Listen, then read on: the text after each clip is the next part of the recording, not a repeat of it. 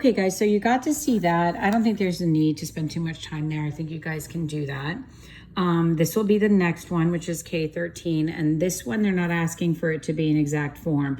So the ones we did by hand in the last video, we had to use y equals mx plus b and insert them as fractions because they wanted them as fractions. But this one, they're not asking for that. So I'm only going to show you one of these since you've already seen me do it a couple times. Once again, when you go into edit, don't press delete or you'll lose it. Just press clear and enter, then go to the top, press clear, then enter, okay? Now you just put in your data. I'll just make it bigger so you can see it. And you have 1, 4, 7, 9, 9. And there are actually quite a bit more pieces of data involved usually, but this kind of makes it nice because there's only 5. Okay, so I just like always double check that your data matches up. This is about seeds of seed packages and pigeons. So we'll be able to make some predictions out of this. So let's just talk about this for 1 minute. On most days, Allie takes her lunch break in the park near her office. While sitting on the park bench, she scatters seeds for the pigeons and wonders how many pigeons will come. She decides to keep track of both the seed packages and she scatters and then the number of pigeons that come. So she's basically going to use this as a prediction, right? So we're going to go right on over here. Let's check it out, what it looks like. We're going to have to go in here, put our plot on. You can either do it by second function, stat plot, or you can just highlight that. You still want to get in there though, right? So we want to make sure it's lit up here. Then we want to make sure we are graphing for statistics. So you press zoom, you can go down or up, it doesn't matter. Get to zoom stat. Now, just so you know, this line is coming because in the last problem I did, I left a line there. So that's not part of the statistics. Now, this looks like this line would kind of run like this, okay? But we're gonna actually get a look at it and see what the calculator thinks. So we'll go to stat, go to calc. This is a linear regression, press 4. You press enter multiple times. Don't forget, if you're not seeing the R, you have to go to second function 0, turn on your catalog, go down to diagnostics on, turn it on. 0.896 is pretty strong.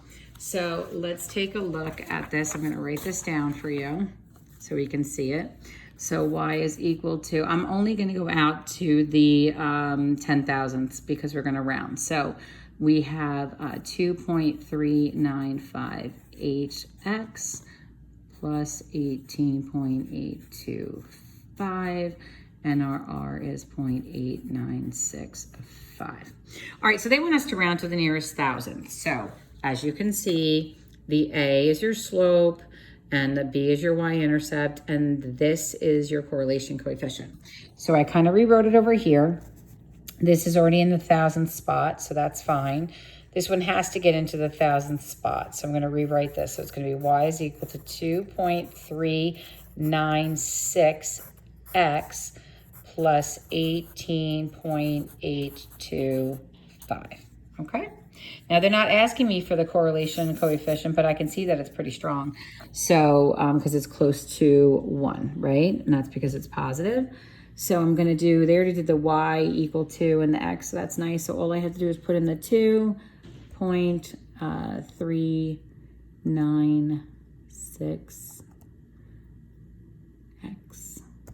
and then hit the plus, and then I have 18.825. Again, if you, oops, I put that all in the same spot. Sorry. 18.825. Now, here's something that's actually interesting.